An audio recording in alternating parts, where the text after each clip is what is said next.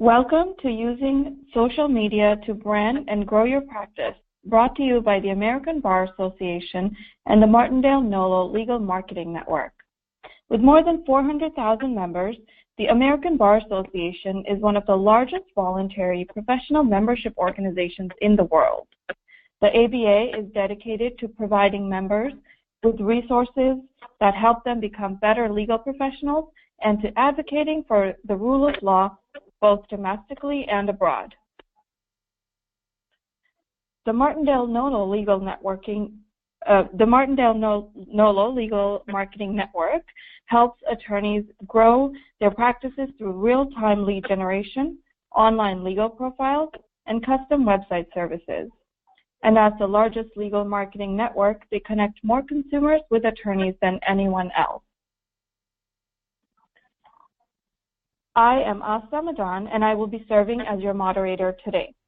Joining me on the program are David McCauley, Marketing Director for Cooper Hurley Injury Lawyers, Chelsea Langan, VP of Sales for Martindale-Hubbell, Guy Salakassis, Founder of Attorney Sync and EPL Digital, Dory Elridge, Social Media Manager for Martindale-Hubbell, and Madeline Xavier, Director of Trade Marketing for Martindale-Hubbell. Today's agenda includes a great social media primer, a panel discussion, and we'll wrap up with a question and answer session. Before we start the program, I would like to provide you with some housekeeping information and run a quick audience poll. First, as a reminder, the audience has joined this webinar in listen-only mode. You will have the opportunity to submit text questions to today's faculty by typing your questions into the questions pane of the control panel. You may send in your questions at any time during the presentation, and we will collect them and use and address them during the Q&A session at the end of today's webinar and respond to any unanswered questions after the event. If you're directing your question to a specific panelist, please mention that when you type your question. Second, the webinar replay will be available to all attendees and registrants after the event. You'll get an email when the replay is available. You can also contact Martindale-Hubbell directly if you have any questions regarding the webinar topic. Now, with the housekeeping items out of the way, let's do a quick poll. How many of you are currently using social media to brand and grow your practice? The poll is now open and you should be able to see it on your screen. Please go ahead and participate.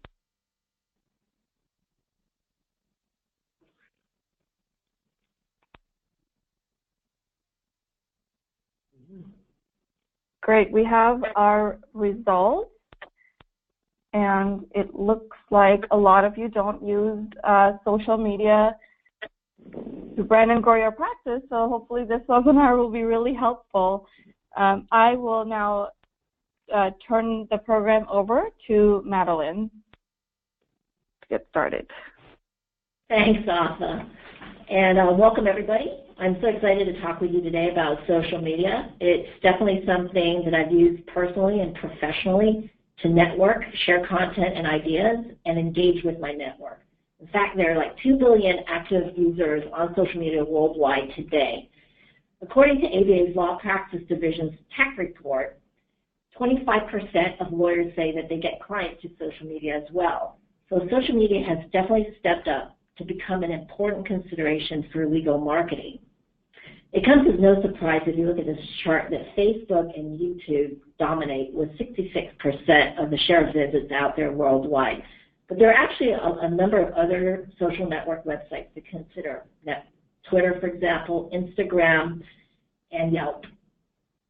So on the next slide, let's talk just a little bit about where to start first. Let's say you don't have any social media presence, which it sounds like quite a few of you don't. As good marketers, you'll want to first start and think about what your key objectives are for social media. And then you'll want to focus on who your target audiences are.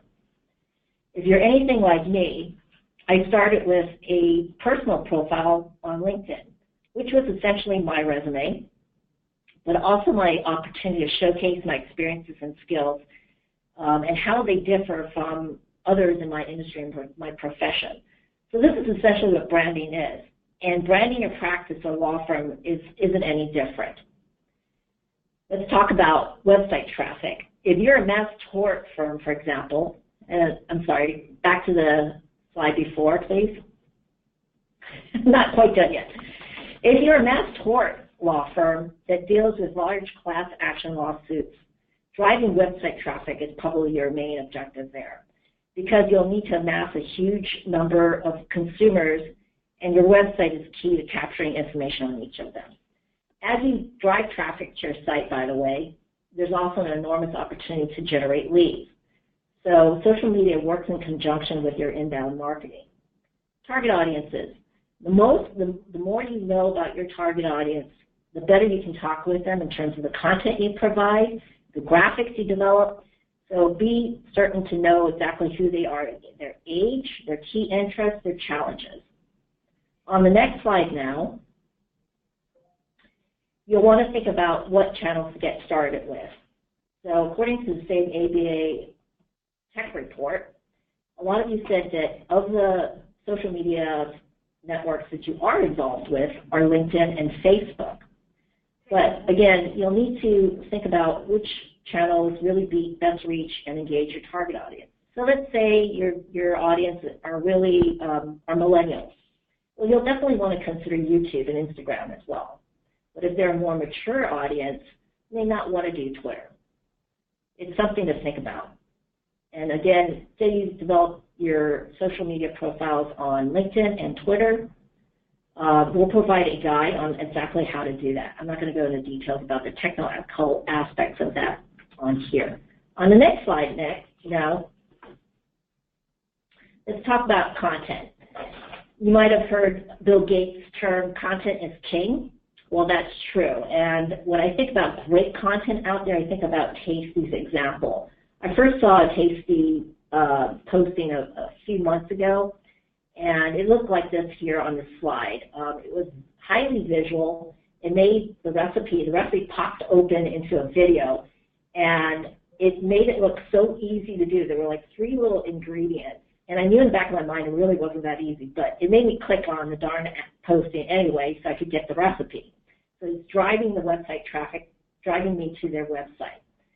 And all great content have 4 basic components to it. They're relevant to the target audience, they're simple, highly visual usually, and they're brief. So research your competitors out there. Look at their social profiles, their blogs, and find out what they're doing. It's a great way to think about the kind of content that you want to develop for yourself as well. Key tips: quality and consistency versus quantity. According to ABA's tech report, lawyers spend about 1.6 hours per week, and I think that's a good target to shoot for, because you don't want to spend a whole bunch of time on this, but you can leverage some of your downtime. Say you're on the train into work one day. I get onto my phone, I look up some content that's out there on other people's blogs and articles. I share that with my network, and boom, I have my posting for the week. Can't make it any easier than that. And the only other thing I'll say is use video wherever possible, because 70% of companies say video is their most effective online marketing tool nowadays. So let's move to the next slide. Once you have your profiles in place, you'll want to promote them, and you'll want to get involved. So there's some simple tips out there to promote your social media. Get the little icons, put them on all your email signatures, your email promotions, and your website footers. All too often I go to law firm sites, and I don't see their social media icons on there, so I have to go hunting for them. You don't want that. Make it as simple as possible for people to start engaging with you. And then start getting involved. Follow some of their professional associations, like the ABA YLD's Facebook site. Go on there, follow them, and that way you'll get a lot of information and articles that you can share with your network as well. Make it, follow practice-specific advocate organizations and other types of news feeds. One thing you also might want to consider is if you have a really great piece, you might want to promote it. Facebook, LinkedIn, and Twitter all have forms of sponsored content advertising out there, And as you can see with this Houston divorce lawyer, he's specifically targeting men. And these forms of sponsored content can be highly targeted by location, age, gender, and special interest. Let's move on to the next page. Just a few examples here of what we thought were great postings. The first one here plays off of a really hot trending topic. Everyone knows about Pokemon Go, or hopefully everybody knows by now. And it grabs your attention, and again, it drives you to their site. Simple. On the one on the right, the Carlson Law Firm posting, they're obviously targeting car accident victims and potential clients. There's no doubt about it. And they offer a great call to action, which is a checklist. The only thing I'd say here is it's a bit busy. So if they had just used a checklist here, a nice simple visual of a checklist, it would probably be even more enticing for me to click on it.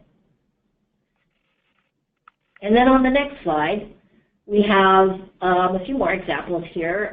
This is a great video and image, I think, that makes it's a very dramatic image of a traumatic brain injury. It's very practice-specific, personal injury, obviously, and specific to Virginia. So, and furthermore, it's an interactive branded video. I can click on it. In fact, I think it starts playing by itself, which is key nowadays. Make it a native video, as they call it. And it entices me to click on it and listen to the whole video, in fact. The one on the right here is a practice area geo-specific posting. It offers you a fun infographic, and the infographic makes you want to click on it so you can see the whole thing. So everyone loves stats. And I think that's what makes this posting really good as well. And with that,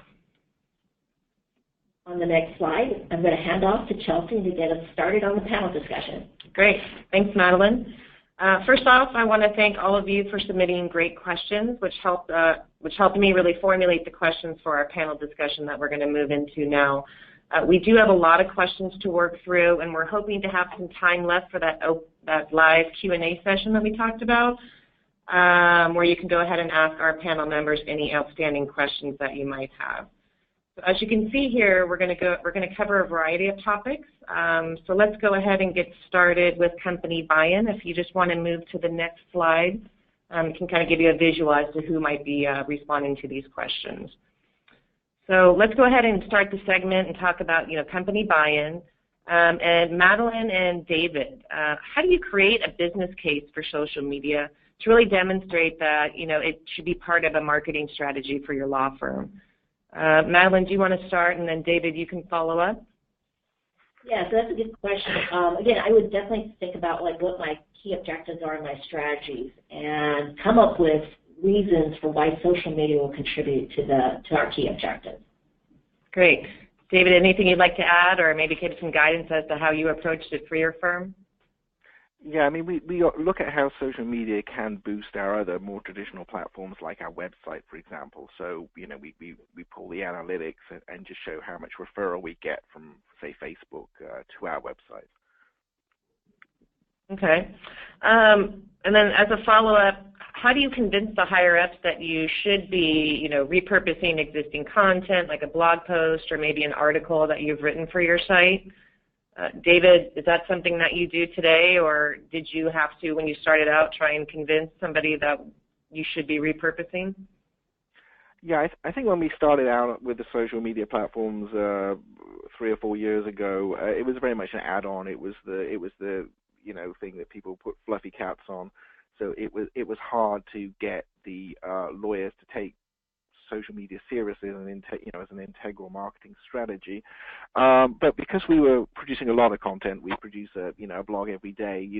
It came to make sense to share that content on as many platforms as possible. And of course, social media is the ideal way to reach a bigger audience. Great. Dory, anything you'd like to add?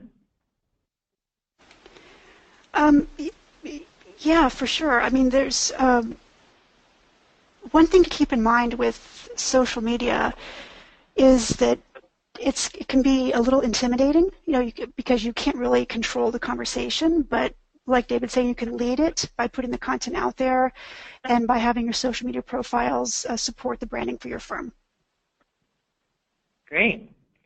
I'm going to change topics quickly here and ask some questions related to ethics. This was definitely a hot topic that was coming through for the questions.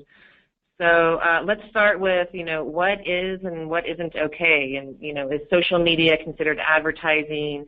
Do you need things like disclaimers on your Facebook posts or your videos on YouTube? Guy, you want to go ahead and take a stab at that one? Sure. So as lawyers should know, each state puts forward their own rules of professional responsibility, and lawyers are obviously have an obligation to follow those rules. And the thing that I like to say is, number one is that, you should think about social media as just a different medium that you'd be making communications in. There's a few special exceptions. One would be that I like to encourage lawyers to think about it as public and permanent. So whereas if you just communicate something face-to-face, it disappears into the ether, and the only way that it captures people's memory, unless you're being recorded. But the biggest thing when you start getting into things like disclaimers and whether it's advertising, it's much more about the substance of the communication and the platform. So something on Facebook could be an ad, but it might also not be an ad. And so it's a lot less about where that communication appears and a lot more about what the nature of the communication is. And again, I think on a case-by-case basis, lawyers need to go back to their state bars, read the rules. If they run into questions, call their state bars up. And the state bars are getting better at putting forward specifics on a case-by-case basis. But there's really no blanket rule. There's really no standard. The best advice I can give folks is don't lie to people. Don't mislead people. Think about things as public and permanent. And remember that your obligations from an ethical standpoint apply just as much online as they do in the real world. So things like, posting about client confidences is a violation of your obligations online, just as it would be in real life. Great. David, anything you'd like to add there? Do you take any kind of different approaches based on your bar association, whether you're doing Facebook or YouTube, or are you kind of applying it around a general standard? Well, one thing I would say is that if someone looks at our social media platforms, particularly Facebook, it's very light-hearted. Probably only a third of the content on there is actually legal. So we do, a lot of memes. We do a lot of photos of office staff. Maybe we just had Halloween, so a lot of pictures of their kids out trick-or-treating. So that's not something that's going to get you into a legal minefield anyway. I think the only times we do have, there's a question is if we had a case with a $4 million payout or something like that, then that comes around to the disclaimer thing. So usually we'll not put the amount on the actual post. It'll go through to the website where they'll have that disclaimer on there. So that will get us around that issue. Great, thank you. So just one final question on ethics, and David, if you don't mind continuing with you. How do you guys ensure that your posts are kind of interesting enough without crossing that line into direct legal advice? I mean, it's a good question, and there's always that question, what is legal advice? Well, I'm not a lawyer, but, I think legal advice is something that, might persuade people or whatever in their case. If we do advice on social media, it will usually be things like, here's 5 top tips for, safe driving in wet conditions and that kind of thing. So it's very consumer-led rather than being, very specifically legal. So we will steer clear of, the legal specialities. Great, thank you. All right, let's kind of switch topics again here and talk about personal and professional branding. Dory, I'd like to start with you. At what stage of somebody's career should they start to establish their social media presence? Yeah, thank you, Chelsea. This is a great one. I would say by the time you start searching for your summer associate positions, it's really never too early to establish your voice or your brand. On render views on legal matters. I actually worked with some law students on building their online brand, and one of them got a summer associate position based on the blogging she was doing for the course. So it really is an effective tool. But you do want to think about locking down the privacy settings on any existing social media accounts you have that use your full name or your real name. There's ways of locking those down so that in case you've got something on there that might not be appropriate for a potential employer or client to see. But using LinkedIn is a great place to start because they even have a free blogging platform where you can start to showcase your thinking on legal matters. And when you publish on there, it goes to all your connections and it goes to anybody in the groups that you belong to. So you get really a wide audience for your thoughts. Great. And Aspa, is there any additional advice that you provide for the ABA Young Lawyer Division membership? Can you tell me what you're asking about again? I know you're... Sure. At what stage do you start branding yourself? So I think someone mentioned earlier it's never too early to start when you're a summer associate, and I would definitely echo that, keeping in mind that you are building up your personal brand and personal image. I 100% agree it's never too early to start. You can start in law school when you first begin networking, because when we do go to events and meet people at events, you end up adding them to LinkedIn or your other social media platforms. I think that is the earlier the better. You can start building your image and those connections with people. Great. Guy and Madeline, is there a way to separate my personal social media, like my personal Facebook, from my business? And more importantly, do you recommend that somebody does that? Madeline, do you want to start? Yeah, so they're often tied together, both in a good way and a not so good way. Like I said, I started on LinkedIn with a personal profile, and that's tied also to my company page. And LinkedIn looks at you as an individual, so everybody has to have an individual profile out there. So I'd say you have to have both the personal and a professional one or company page profile. Great. Guy, anything you'd like to add? Yeah, I mean, I kind of look at it like this.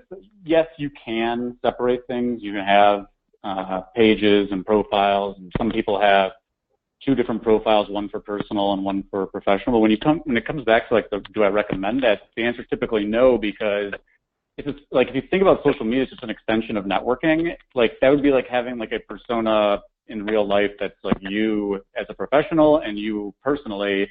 And that's not really how networking works. A lot of those relationships are going to overlap. And so if you bifurcate your personal from professional, you might, separate those audiences in ways that your efforts on social media, at least in the context of client development and referrals and professional branding, aren't going to be as effective because you really walled off, some of the things that even David talked about, which I think are really smart, things you're doing at the firm that are social in nature, whether it's, charity work or celebrating a Halloween party, are those professional or are those personal?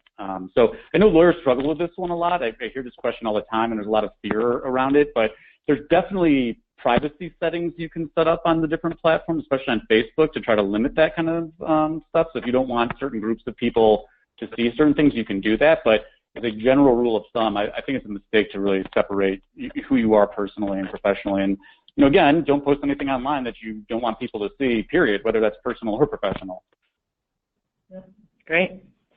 So continuing on with the branding questions, are there different types of social media that one should be using to attract clients, versus maybe building their referral network or growing just kind of their colleagues in the industry? Guy, you want to keep going on this one? Sure. So, just kind of like the marketing 101 thing is you got to go where your audience is. And so if you're trying to develop referrals from other colleagues, you need to go where those folks are hanging out online. So that could, a brief kind of brainstorm on that, you can think, okay, well, we know a lot of lawyers are on LinkedIn, so maybe I want to go participate in LinkedIn groups that are related to lawyers because that's where lawyers are going to be. That's going to be a more focused effort on trying to develop referral networks from colleagues versus if you're trying to appeal to people in your local community, you might join a group on Facebook or like a Facebook page of a local organization that's likely to be where that group is. So it really comes back to audience identification and getting more specific than that. Because, one thing that especially we'll talk to a lot of personal injury lawyers and they say, well, anybody that's hurts a potential client. It's like, well, yeah, but Are there specific geographies that it's more likely that you're going to get a client from, whether it's through a word of mouth referral or just because proximity makes a difference? So I think the more that you can hone in on the specific audience, it'll start to help guide where you should actually be spending your time and your efforts in social media. Great, thank you. I'm going to shift topics again here and move over to content. Dory, does your blog have to be 100% dedicated to legal topics in order to be effective? I know some of the members here have talked about, you know, the Halloween contest at work. What is your opinion on that topic? Yeah, that's a great question. It really, like you were saying, it comes down to what and Madeline's been saying this too, what are your goals? I mean, if your purpose is to attract clients to your practice, which is a great thing a blog can do, I would say, yeah, you want to stay on the topic of legal concerns and issues most of the time. But one powerful thing social media can do is get you top of mind in your community. So yeah, have the Halloween contests. You can showcase things your firm's been involved with your local community. But I would say you would really want to keep that roughly 1 in 5 posts about your firm if your goal is to be mostly driving business through your blog. So about 80% addressing common questions and concerns that potential clients could have, and the other 20 about firm things. The one thing to keep in mind is that with SEO or search engine optimization, your blog is a really powerful tool.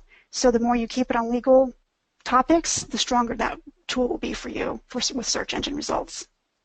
That's great advice. Madeline, anything you want to add?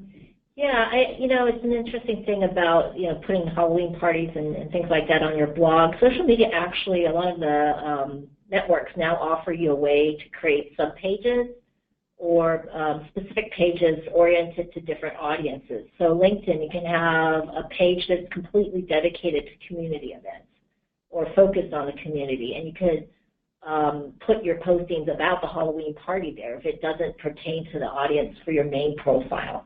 So that's something some ways that you can use social media to target and really target specific and multiple audiences as well. Interesting. Great.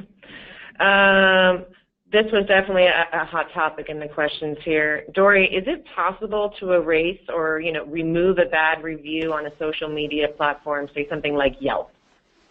How do you guide somebody around an issue with that? Yeah, that is a great question. So the first thing you want to look at, the first thing you want to do is do not respond if you're feeling emotional about it, because you do not want to get involved in like a flame-out war of words with somebody on like Yelp or Facebook. But take a look at it. Is it fake? Is it defamatory? Does it use foul language? These are all violations of the terms of service of Yelp, I know. And you could actually petition them to remove it. So if it's talking specifically about somebody in your firm and using their name and it's defamatory in nature, you've got a good case to actually ask it to be removed by Yelp or Facebook or whoever.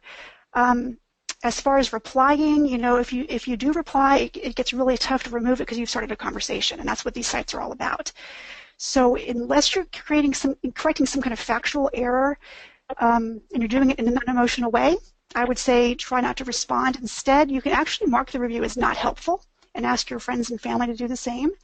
You can even ask the reviewer to remove it, depending on your relationship with this person. Hey, it doesn't hurt to ask.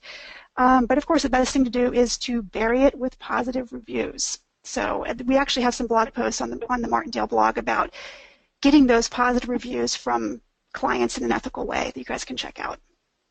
That's great. Thank you.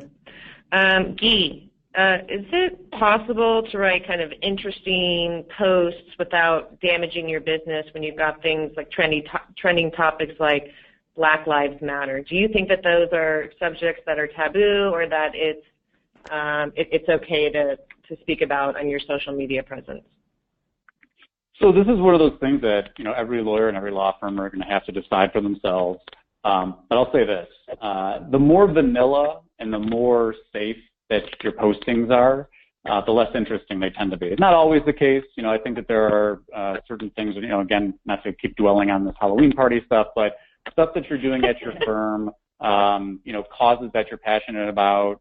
I think sharing some of that stuff can be interesting, and they're good stories that people actually want to share and like and comment on, and so that makes them good candidates for social. But I'll say another thing, which is I think that lawyers should be taking leadership positions in their communities, which means standing up for causes that they're passionate about. And so I don't think, this idea that you're going to please all of the people all the time, or that upsetting someone online that's going to cost you a client, I think that's, playing defense and playing scared like that is not the best way to go.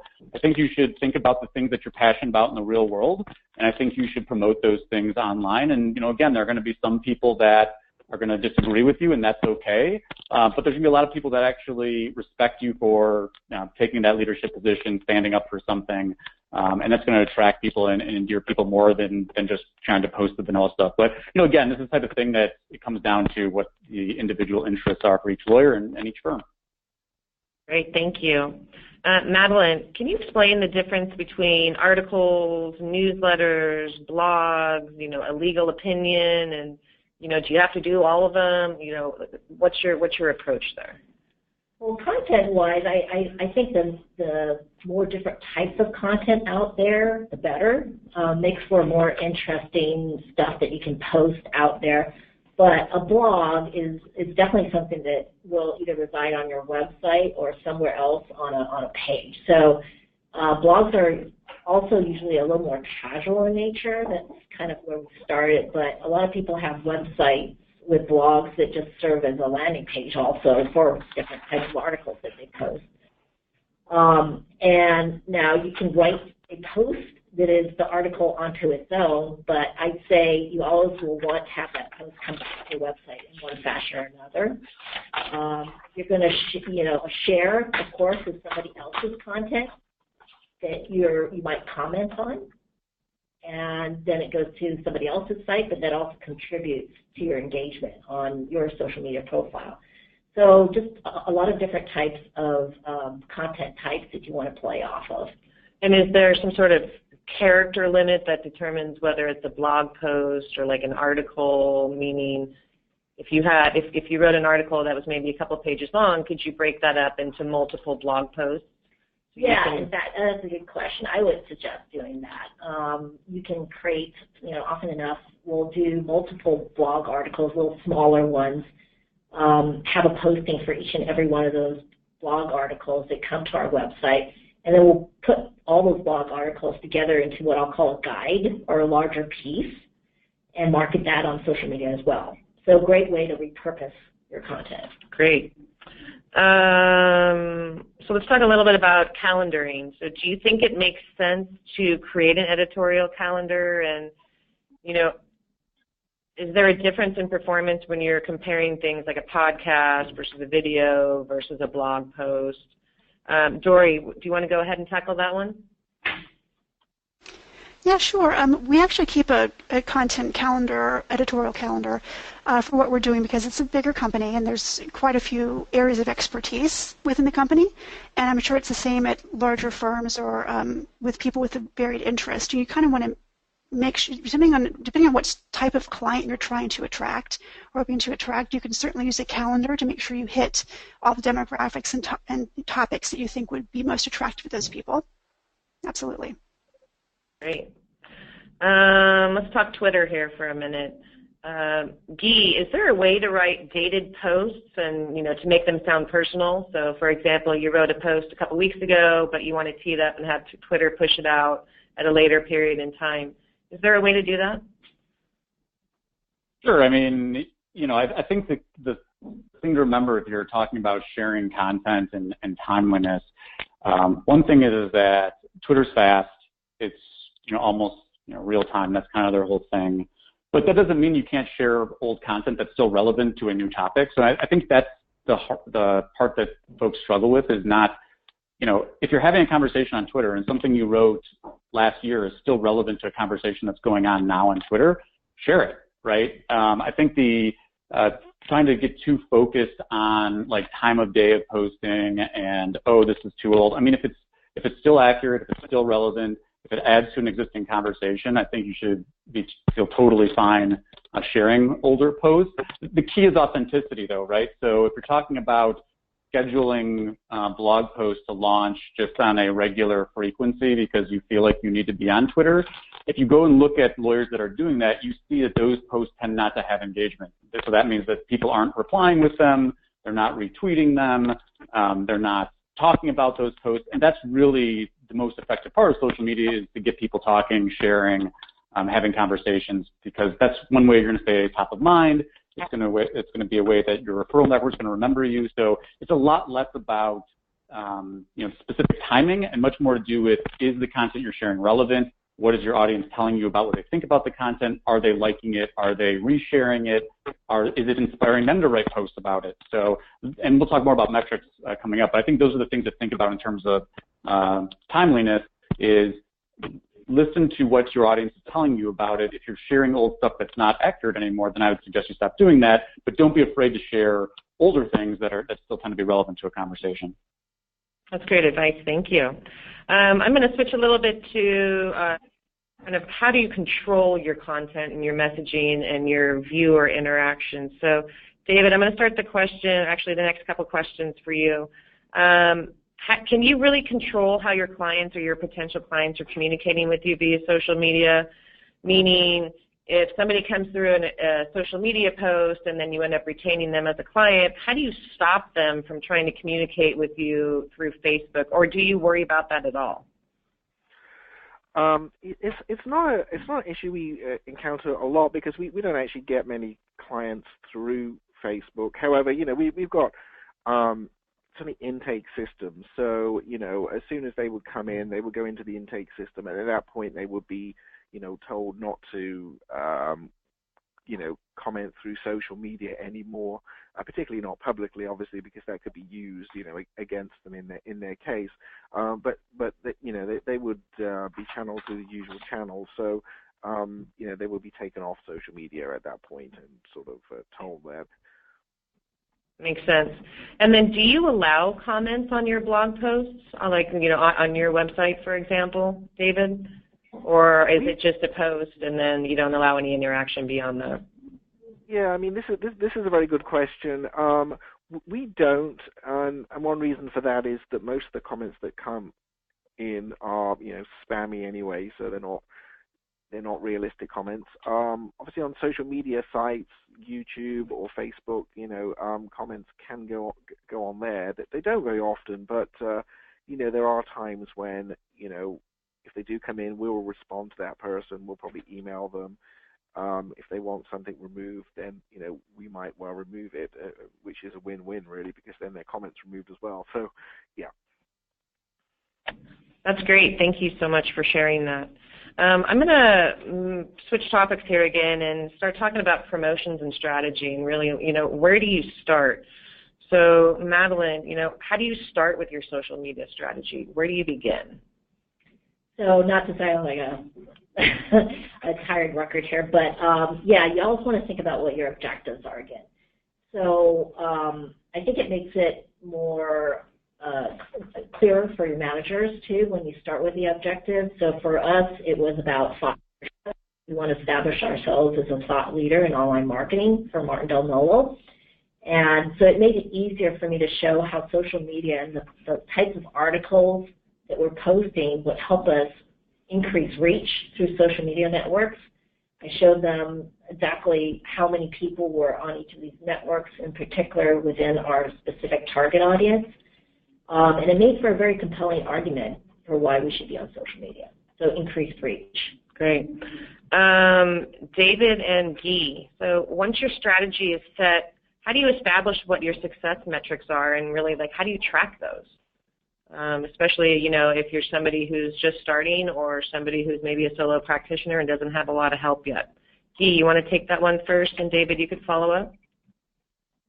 Sure. So the simple answer is that as part of any intake process, I think you should be asking people how they found you. But that's like the very old school, unsophisticated way. That's not to say that you shouldn't still do that in addition to some of these newer ways. But the great thing about the internet is that from a marketing perspective, almost just about everything's trackable. So some of this, I'm just going to throw a few out, and it really does, going back to what Madeline says, depends on what your objectives are for any particular campaign. But that being said, generating website traffic, getting people to download something for your site and adding them to an email list, Then there's just like the typical social media engagement metrics, things like likes, shares, reach, clicks back to your website. But ultimately, I think you've got to focus on figuring out what are the metrics that actually have the most meaning for your particular firm.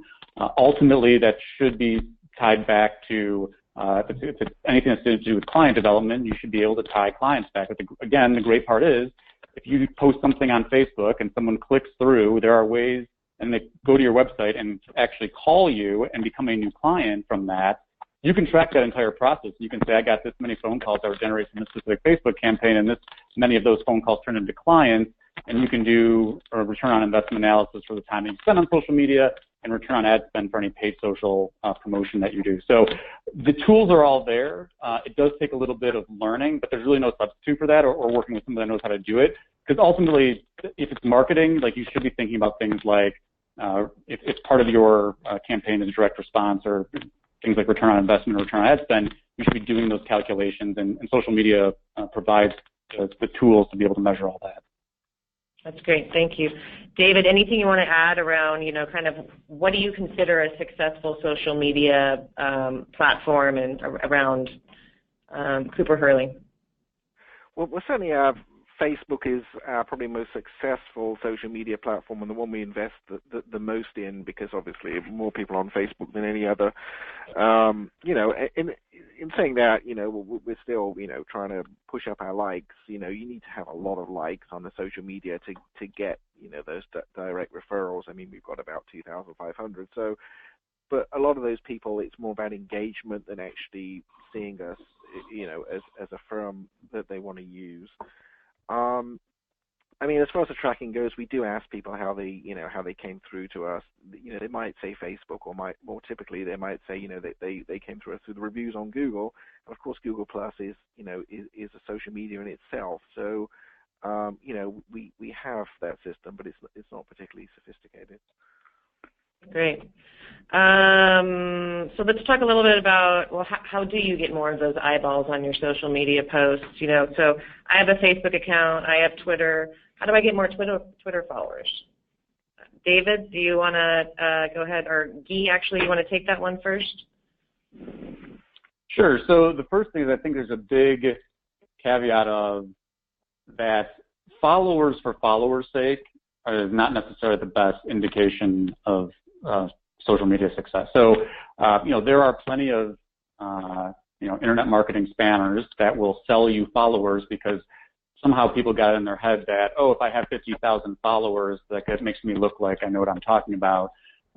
So I would focus a lot more on like the quality of the engagement with your followers. So the short answer is that posting things that people find interesting is going to be one of the best ways to increase the number of people who actually want to get messages from you on Twitter. However, there are some other things you can do. Certainly going out and finding people in the real world on Twitter and following them is likely to have them follow you back, right? They know you anyway. They want to communicate with you on Twitter. That's like a no-brainer. I also encourage you to go and find people in your community. So whether they're local reporters or, if there are local organizations that have a Twitter handle, go follow and engage with those folks, and that's likely going to get them to follow you back if you're actually having conversations with them. So again, I think the key here is, remember, treat social networking more like networking and less like amassing some kind of like nebulous follower number that really doesn't have as much meaning, because you can have tens of thousands, hundreds of thousands of spam bot follower accounts that aren't going to do anything for you, or you could have 50 that are really an engaged audience that help to, share your content, have conversations with you, and make referrals. They're going to have a much bigger impact in client development than your 50,000 spam bot followers. Great. Madeline, anything you want to add to that? Yeah, sure. I kind of use my LinkedIn profile, which I consider my professional profile, really, as my business card nowadays. If I go to a networking or a conference like I'm going to be going this week, I'll instead of giving them a physical card, I'll ask them what their LinkedIn address is, and I'll immediately send them an invite to connect, and that will help me increase my the number of followers on my LinkedIn page, whether that's my personal page or the Martindale-Hubbell LinkedIn page, phenomenally. If you meet one person a day think about it, how many followers you can increase your profile by. Great. So let's talk a little bit more about kind of engaging your audience and posting content. So is there, is there a way to kind of build an offline social media kind of communication, like a subscriber list for newsletters to send to those followers, or how do you leverage your social media to kind of build your marketing efforts? Guy, you want to go ahead and tackle that one? Sure. I don't know if this is directly responsive, but you mentioned email newsletters, and email still is a very, very effective way to engage with your audience. Not like in the traditional sense of social networking, but it's a great way to stay top of mind. It's a great way to nurture relationships with former clients, existing clients, colleagues, the people who actually might refer you business. I love MailChimp. There are a bunch of different ways to use email marketing software to help, but MailChimp has a bunch of different tools. They have a great app that you can set up as on an iPad, so you can take that with you when you have speaking engagements. You can put one of those in your reception area, or when you have meetings with people, and just make it available that if people want to get, whether it's firm updates or if they want practice-specific tips, putting those things on your website, ways for them to sign up for email, I think is extremely powerful and extremely overlooked by a lot of people. In fact, MailChimp's getting so sophisticated now that you can even set up like segments and automated campaigns that fire off an email on someone's birthday, fire off an email on a holiday. So if you want to wish a certain group of your audience a happy Halloween, for example, you could have that automated. And so that's an extremely effective way that we found to stay top of mind, so that when people are in that critical mode of making a decision to make a referral, they're thinking about you because they just got this nice Halloween email from you. Great. I want to talk about channels a little bit and get a little bit more detailed. Guy and David, do you suggest YouTube as part of your social media strategy? And David, is that something that you guys use today? Guy, you want to start? Sure. So again, it depends on what the objectives of your firm are and who your audience is.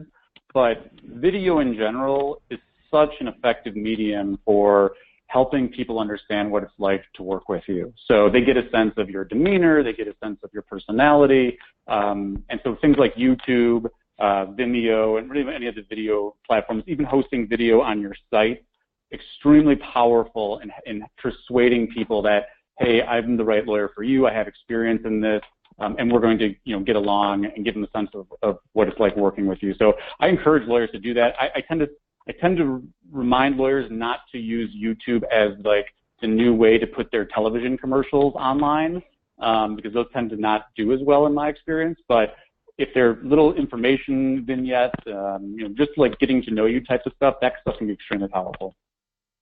Great, David. And are you guys using YouTube today? Yeah, the answer to that question is absolutely. YouTube's owned by Google. It shows up in searches, as well as being a social media. It's the second most used source of searches after Google itself. So we actually have, our YouTube channel has about 550 videos on it. And in the last month, people spent more than 3,440 minutes on our YouTube channel. It's slightly skewed because we do have an AdWords campaign underway, but in any typical month, we have as many views on our YouTube channel as we do on our website, just about. So, yeah, very powerful, and the younger generation actually, obviously goes first to video. Great. Asa, you are a practicing attorney. Do you use, channels like Instagram today, successfully? Have you gained any clients off of something like that? I do, and I think it depends a lot on exactly what you're practicing also.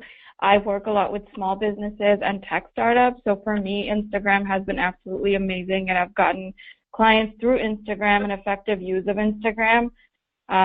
And I think one of the things that really worked for me, as Guy was encouraging people to do, was to have my personal voice and the causes that I care about on there, and that helps people feel more connected, and it engages people and shows you that, oh, my lawyer is, has similar interests to I do. And I think Instagram is a really great tool to communicate your professional expertise as well as your personality. Great.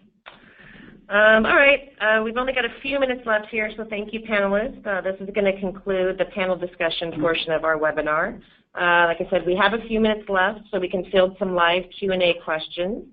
Please go ahead and submit any outstanding questions you may have using the questions section of the panel widget. Asa, I'm going to go ahead and turn it over to you to go ahead and lead this final segment. Thank you. Thank you so much to all our panelists. Before I jump into the questions, I would like to remind everyone that the replay will be available later this week, and registrants will receive an email link so they can see the replay.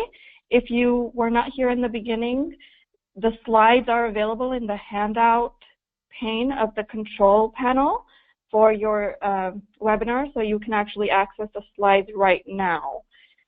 So I'll jump right into the questions we've received throughout the webinar. So one of the questions we've received is, what is the best way to utilize social media when you're a big law associate? Do any of the panelists want to tackle that one? Sure, this is Guy. I'll jump in. So again, I think that just like any business, whether it's big law, small law, or some other kind of law, start with the connecting with people you know professionally in the real world.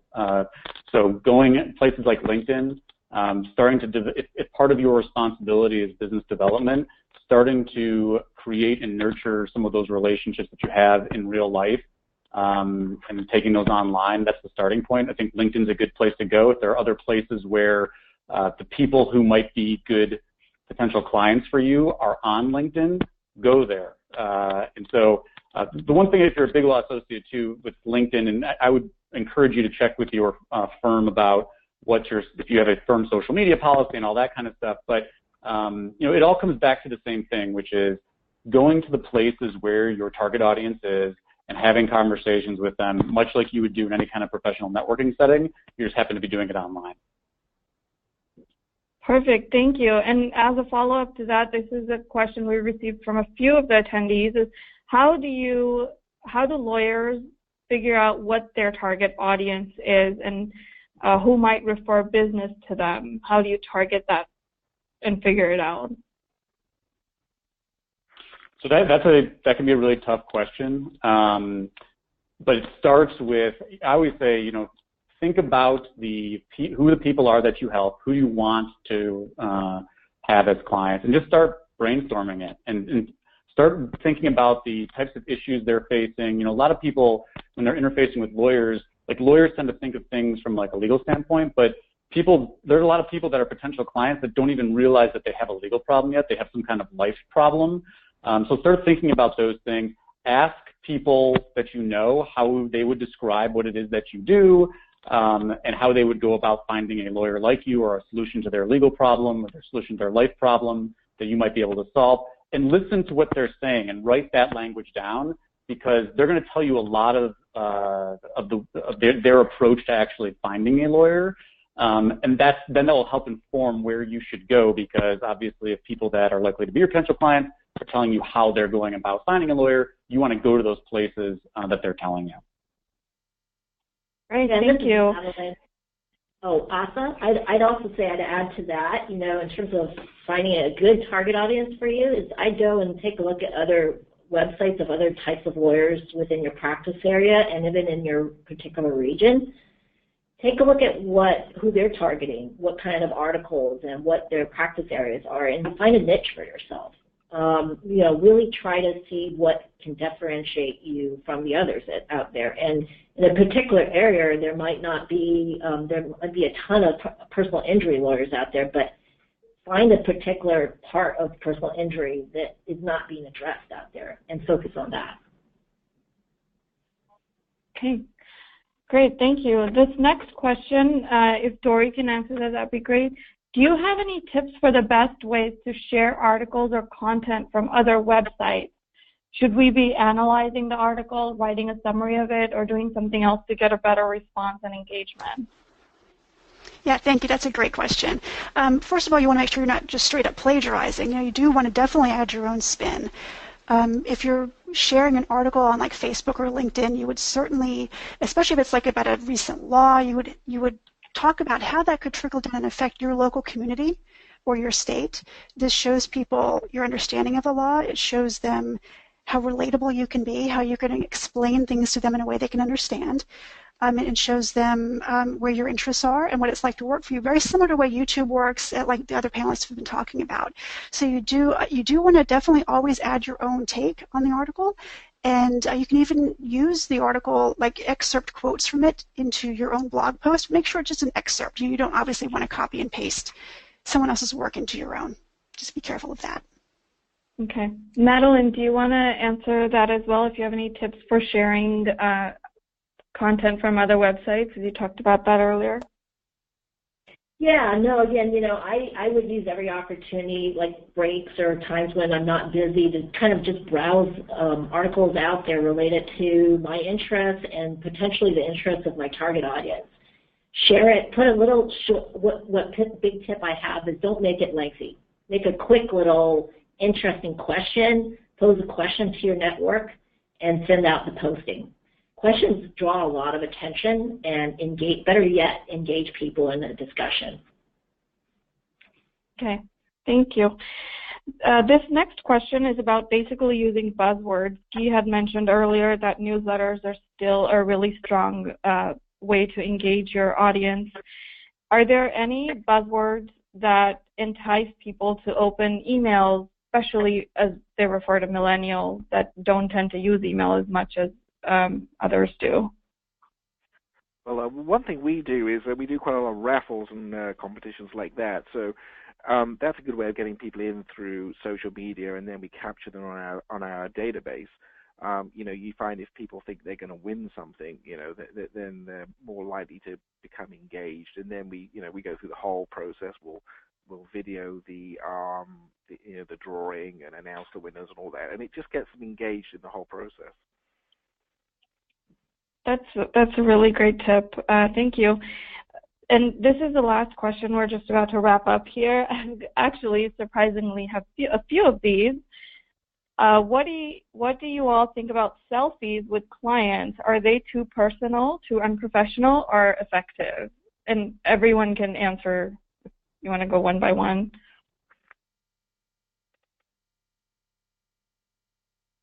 So I'll start. This is Guy.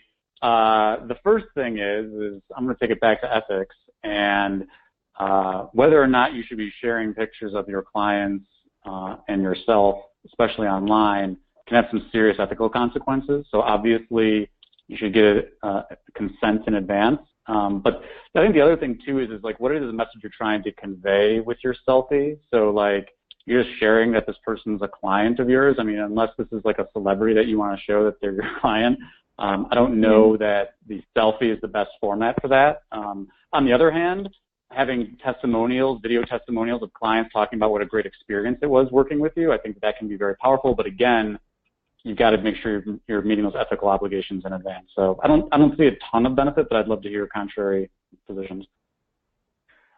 We will sometimes post those kind of pictures with the attorney and the client, but it'll always be at the end of the case when they've got their settlement, so there's no ongoing legal matters, and they will have signed a disclaimer saying that we can use their picture as publicity purposes.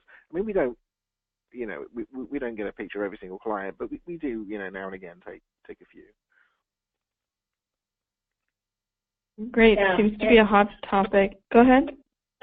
Yeah, this is Madeline. I agree. I mean, we do testimonials, obviously, where we show pictures of our clients. I don't tend to get into the picture there with a selfie, per se.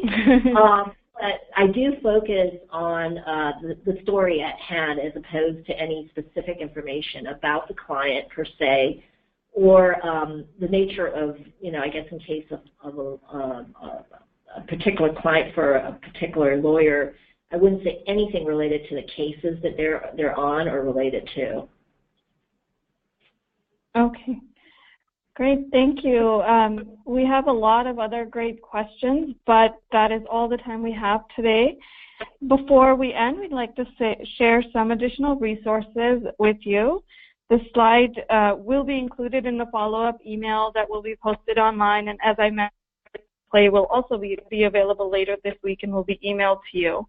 I'd like to give a big thanks to our faculty for the program. Thank you so much for sharing your expertise and those really great tips with us. And on behalf of the American Bar Association, I'm Asta Madan. Thank you for joining us today for the webinar, and we hope you got some really great practice tips from here. Thank you.